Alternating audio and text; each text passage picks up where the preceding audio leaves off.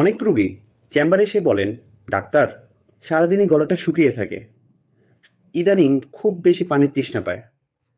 আবার অনেকে বলেন, রাতে ৩-৪ বার প্রস্রাব করতে হয়, সেজন্য ঘুমটা ঠিকমতো হয় না। কেউ কেউ বলেন, খাওয়া দাওয়াটা ঠিকমতো আগের মতোই করতেছি, কিন্তু শরীরের ওজনটা কেন এত কমতেছে? এগুলো কিন্তু একেবারেই হেলাফেলা করার জিনিস না। এগুলোই ডায়াবেটিসের প্রাথমিক লক্ষণ। আপনার শরীরে যখন রক্তে গ্লুকোজের পরিমাণ বৃদ্ধি পাচ্ছে, তখন এই অতিরিক্ত শর্করাগুলো প্রস্রাবের মাধ্যমে বের হয়ে যায়, আর তখনই বারবার প্রস্রাব হয়। আর যেহেতু বারবার প্রস্রাব হলে শরীরে পানির ঘাটতি তৈরি হয়, সেজন্য গলা শুকিয়ে যায়, বেশি বেশি পানির তেষ্টা পায়।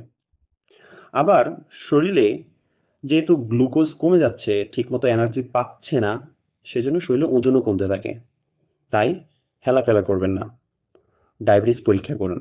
সচেতন থাকুন, চ্যানেলটিকে সাবস্ক্রাইব করুন এবং লাইক কমেন্টস করতে ভুলবেন না।